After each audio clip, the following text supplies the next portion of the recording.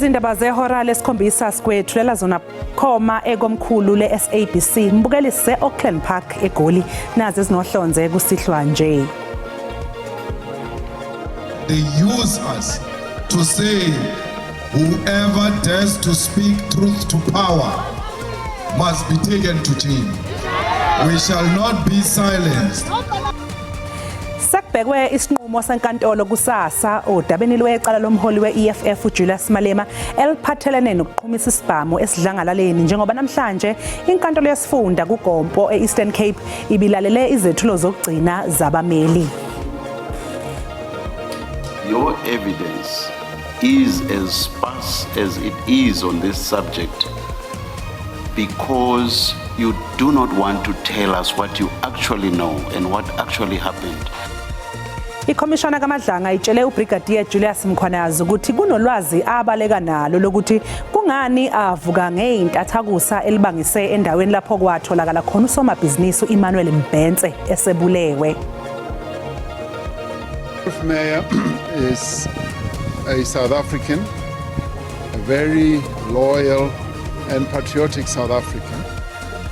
Umengameli wezwe Cyril Ramaphosa uthi Rolf Meyer uqokwe njengenxusa elisha laseNingizimu Afrika elizozinza eMelika ngenxa yolwazi analo lokuhola izingxoxo zokuthula. Ngikubingelele umbukeli ngamukele eindabeni zehora lesikhombisa igama lami nginguNoxolo uMamtshali wakwaMwali ihlabanga lelimhlophe qwa uza kwethu ositolikela ngolimi lwempawu uSinovuyo Fihlani ake sibheke ukuthi sikuphathele ziphi namuhla kusihlwa.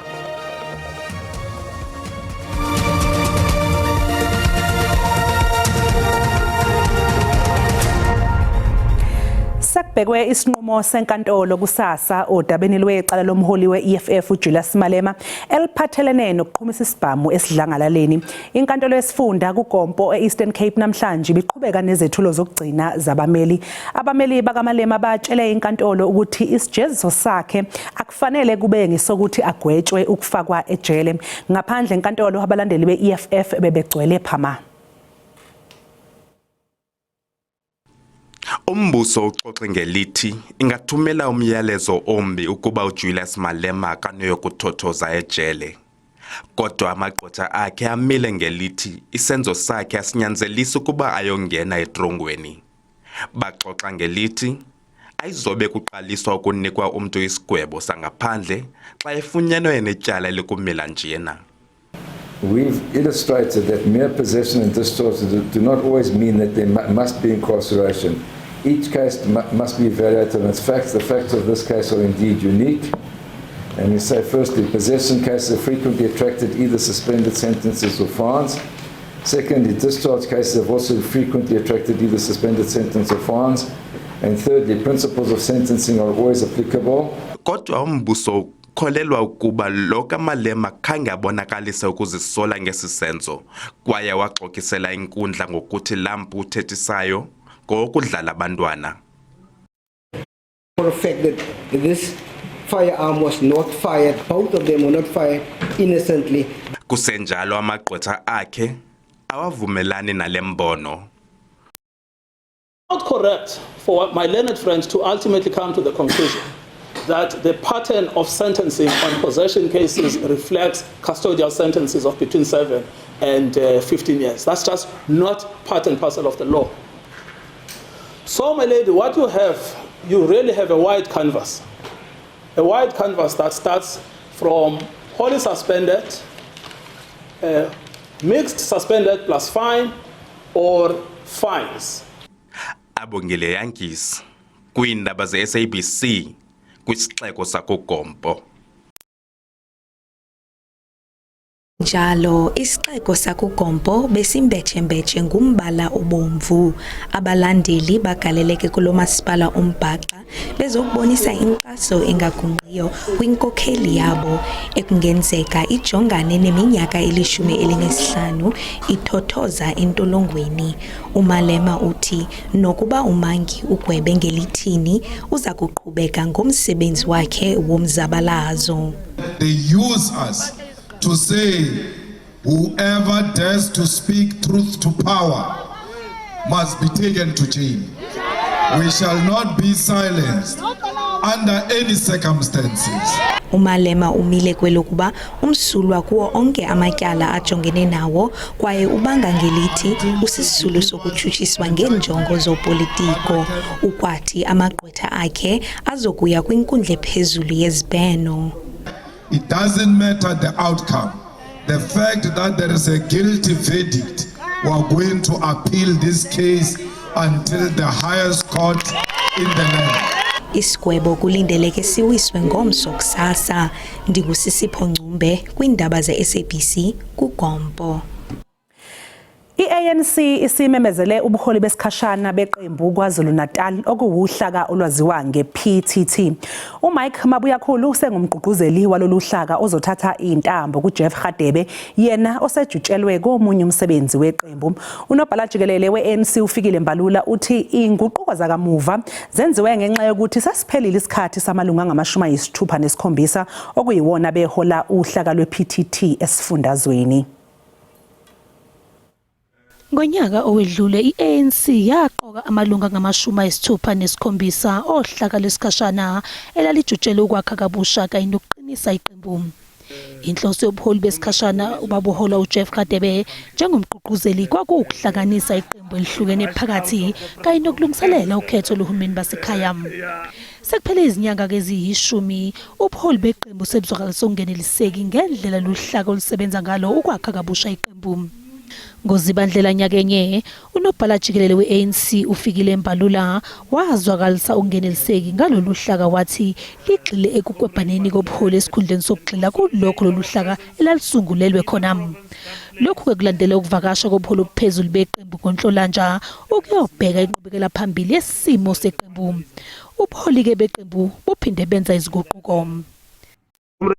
Buyakhulu is now the provincial convener of the African National Congress in KwaZulu-Natal.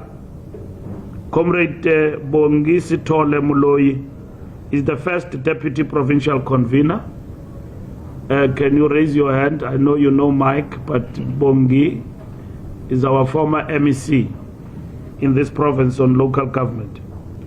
Siboniso Duma is our second deputy convener. Comrade Duma, you know him very well. Comrade James Ngomalo is our provincial coordinator in the province of KwaZulu-Natal. A comrade who's not here, Sipe Sihlemdaga, is the deputy coordinator to Comrade James. Nomakugus Melani remains the fundraiser of the ANC in the province. Amanye amalungu azoba ingxenye lolu hlaka azomenyezelwa ngesonto elizayo. Umbalula ke uphinde wathi sizokwehliswa isibalo samalungu ePTT.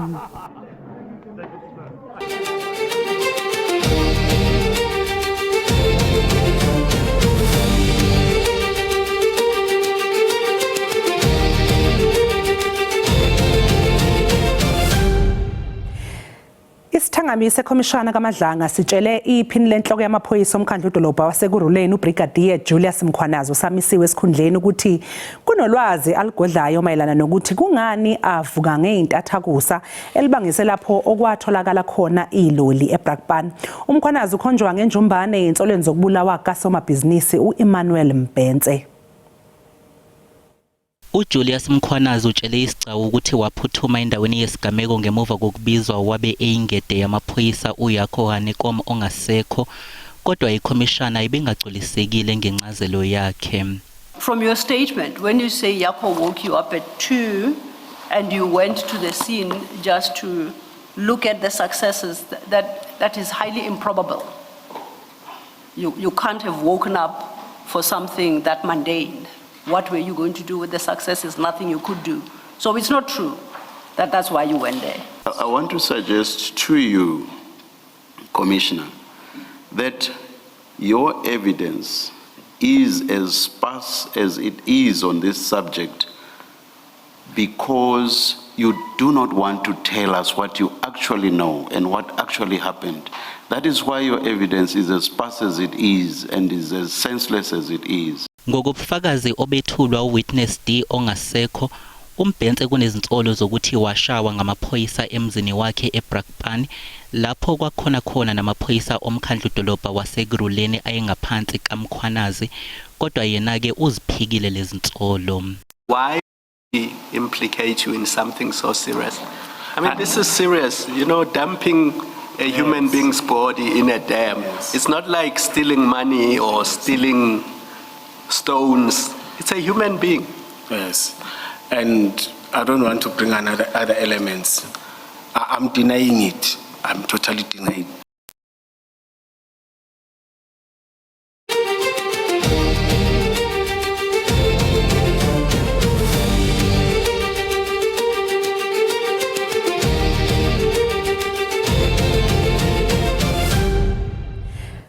Umengameli wezwe uCyril Ramaphosa uthi uqoke uRolf Meyer njengenxusa elisha laseNingizimu Afrika elizozinza eMelika ngenxa yolwazi analo lokuhola izingxoxo zokuthula.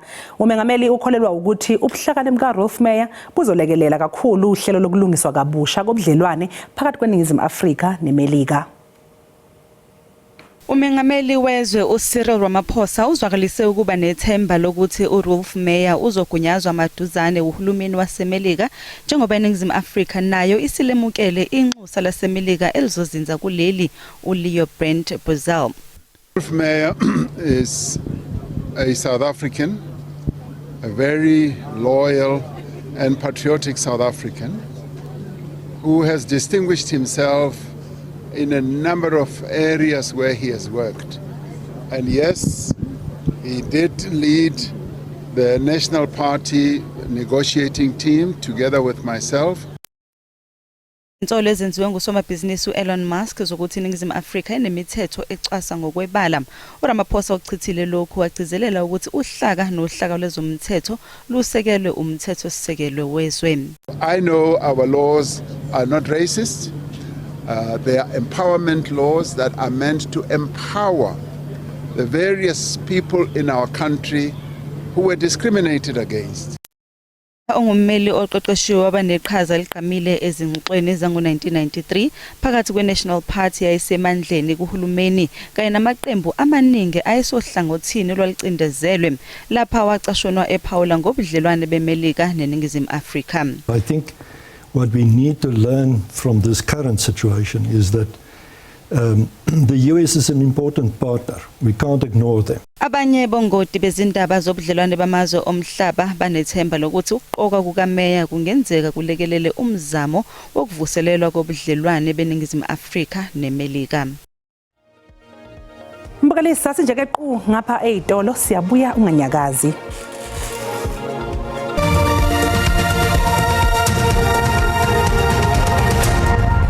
Siphinde sikubingelele mbukeli sikwamukele sikukhumbuzeke futhi nokuthi lezi indaba ziyatholakala ku YouTube kanjalo na ku SABC Plus ungena nje kuzo uyicinge ngamagama athi SABC izindaba. Izihlobo abangani kanye namaciko ahlukahlukene zibuthane ndawonye eCovenant Fellowship Church International eThekwini enkonzweni yesikhumbuzo sikaBaba uAlbert Mazibuko obe yiciko elaziwa kakhulu eqenjini lembube iLady Smith Black Mambazo.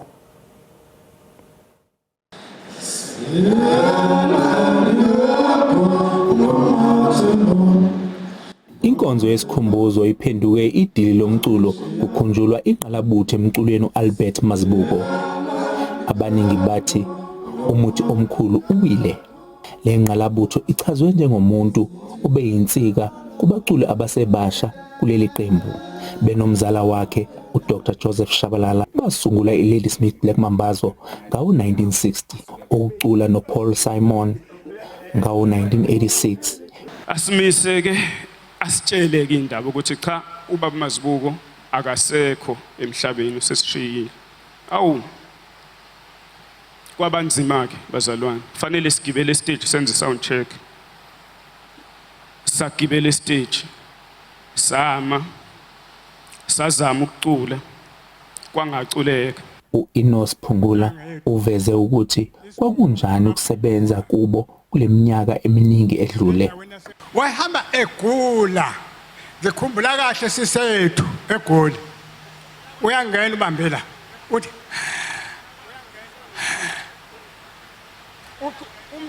uthi umthembu hawu mazibu usiyasilandela uthi ngiyanilandela. Izingane zakhe zithi ziyomkhumbula ngendlela ebezinika ngayo uthando. Sikhulise ngothando ngalendlela ukuthi makuyi Valentine's Day besithola ikhadi, kube ikhadi labafana eliba yiteku, kube ikhadi lamantombazane eliba yiqox. uAlbert Mazibuko uzobekwa endlini yakhe yokugcina ngomgqibelo eEscort. Londe Khatebe, SABC News, eThekwini. Umbango ngesihlalo sobukhosi endlunkulu kaZulu obekucatshangwa ukuthi sewuphelile kubukeka sengathi ufuna ukuqala phansi kulandela umnyakazo wakamuva womntwana umbonisi kanye namanye amalungu asendlunkulu angaphezulu kwama-20. Inkantolo yomthethosisekelo yaqagula ukuthi akukho kuphathekayo okwakuzokwenza ukuthi lenkantolo ifinyelele esinqumweni esehlukile kunaleso ekhishwe inkantolo ephakeme yaseGoli kanye neyokwedlulisela amacala ezinze eBloemfontein. Umntwana umbonisi ufuna ke ukuthi inkantolo yomthethosisekelo okungenani ilalele uhlangothi lwabo ngokombandela wokugcina ubulungiswa. Umengameli wezwe Cyril Ramaphosa ugcizelele ngesidingo sokuthi uhulumeni alekelele ngokubonakalayo inhlelo zokuthuthukiswa komnotho ezingeni lomasipala. Ethula inkulumo engqungqutheleni emayelana nokuthuthukiswa komnotho wezwe, umengameli wezwe Cyril Ramaphosa ugcizelele ukuthi uhlelo lokutshalwa kwemali alenzeki nje kuphela ezingeni likazwelonke, kepha kunalokho luyabonakala ngisho nakomasipala. Who interfaces with small business must be infused with a culture of saying, we want to enable you to succeed in what you do. Zokuthuthukiswa kwamabhizinisi yasafufusa naye usho ngazwilinye nomengameli uRamaphosa egcizelela isidingo sokusebenzisana okungcono. In fact, to this constitutional right of Section 22, we have introduced a series of critical policy interventions: the MSME and Cooperatives Funding Policy, the Red Tape Reduction Framework, the Business Licensing Bill, the National Entrepreneurship Strategy, the Incubation and Business Development Services Policy, the Township and Rural Economic Development and Revitalization Policies. We cannot engage in meaningful discussions about LED while neglecting the roads that facilitate economic activities. Roads are of the important development that facilitate economic activities to reach our destination. Kunethemba lokuthi le ngqungquthela izokwazi ukuqhamuka nezixazululo eziphathekayo. Sibonge kumduduzi Ndlovu umbukeli sathi iqu eyitolo uma ngabe sibuya sobeke sesiphathela umhlahlo wesimo sezulu noThayini Ntshiza. Nginibingele babukele emakhaya ngiphinde nginamukele kwesimo sezulu sanamhlanje kusihlwa ake sibhethe simisho qophela nje mbukeli akhona ke nje amathuba emvula amakhulu alindelekile nje kakhulu phela mobheke nje khona kwele kaMthaniya kuyanjalo nje nakhona ke sifundazweni Free State ngasho nje nakhona ke sifundazweni eGauteng kanti ke mancane nje amathuba emvula alindelekile nje kakhulu phela mobheke nje khona ke Gqeberha kuyanjalo nje eKapa Lodumo kanti ke kusasa singawalindela nje amathuba emvula amakhulu khona ke nje sifundazweni KwaZulu Natal kuyanjalo nje nakhona ke Mbombela nakhona ke nje Bloemfontein kuyanjalo ke nakhona ke nje eUpington kanti ke sixwayiso sethu ke sakusihle siphuma khona lapha kwa South African Weather Service sime kanje zoqaphela nje mbukeli ulwandleke nje ligubha amagagasi khona ke nje eKapa Lodumo phela sekulindele nje ukuduma nobungozi khona ke nje esifundazweni KwaZulu Natal kuyanjalo nje Bloemfontein nakhona ke nje eMahekeng kanti ke singesixwayiso sethu ke sakusasa sime kanje sakhona ke nje ukuduma nobungozi ke nje khona ke esifundazweni KwaZulu Natal kuyanjalo nje esifundazweni eMpumalanga kuyanjalo ke nje nakhona ke esifundazweni eNorthern Cape kanti ke amazinga okushisa kusasa ame kanje kakhulukazi phela mobheke nje khona ke eGoli koSoweto kaNdonga ziyaduma ngasho nje ukuthi nje lifudumeleke nje ngawo nje u24 kuyanjalo nje ePretoria singawulindela nje u27 kanti masibheke nje khona ke esifundazweni eLimpopo amazinga okushisa kusasa ame kanje mobheke nje khona ke Musina ngasho nje ukuthi liyashisa lime nje ku28 njalo ke nakhona ke Thoyando ngawo nje ku29 kanti ke nje mobheke nje khona ke esifundazweni eMpumalanga amazinga okushisa kusasa ame kanje ngasho nje ukuthi liyashisa ke nje eMbombela ngawo nje u25 kanti ke masibheke nje khona ke Sikukhuza liyashisa nje ngo32 kanti mobheke nje khona ke sifundazweni esifundazweni kwaZulu Natal eThekwini eClermont kwaMashu eMlazi singawulindela nje u26 kuye njalo nje uLunde eDeni Dalton singawulindela nje u27 kanti ke nje masibheke nje khona ke esifundazweni Eastern Cape amazinga okushisa ame kanje mobheke nje khona ke Gqeberha ngasho nje ukuthi lipholile nje ngawo nje u24 kuye njalo nje uKulumane singawulindela nje u25 kanti ke nje masibheke nje khona ke esifundazweni Western Cape amazinga okushisa ame kanje kakhulukazi ngempela nje mobheke nje khona ke eGeorgia singawulindela nje u24 kanti ke nje mobheke nje khona ke esifundazweni eNorthern Cape amazinga okushisa nje ame kanje kakhulukazi ngempela khona ke nje Appington ngasho nje ukuthi liyashisa njalo ke nakhona ke nje eKimberley ngawo nje u27 kanti ke nje mobheke nje khona ke esifundazweni iFree State amazinga okushisa ame kanje mobheke nje khona ke Bethlehem ngasho nje ukuthi lipholile ngawo u21 kuye njalo ke khona ke eVelcom limi nje ku25 kanti ke nje mobheke nje khona ke esifundazweni iWestern Cape amazinga okushisa ame kanje eRustenburg singawulindela nje u26 kuye njalo ke laphana ke Mahikeng singawulindela nje u25 ngisibeka lapho ke isimo sezulu namhlanje kwesihlo mina ke nginto ngamaHlamini olangelihle ngoba libalele ngithi konke kufeziwe.